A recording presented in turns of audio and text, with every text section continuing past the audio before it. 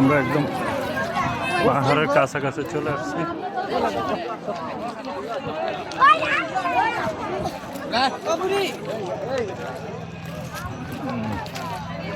এই যে রাস্তা দিয়ে ইন্ডিয়া যাওয়া যায়, রাস্তা আছে পাহাড়ের, নদীতে নামবো। ওই যে ঝুলন্ত ব্রিজ, ওই যে ঝুলন্ত ব্রিজ, ওইটা তো ঝুলন্ত ব্রিজ না।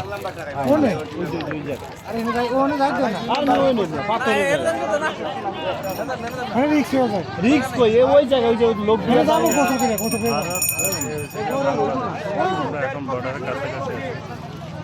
এই ভারত এটুকুই ডিস্টেন্স আছে এখন।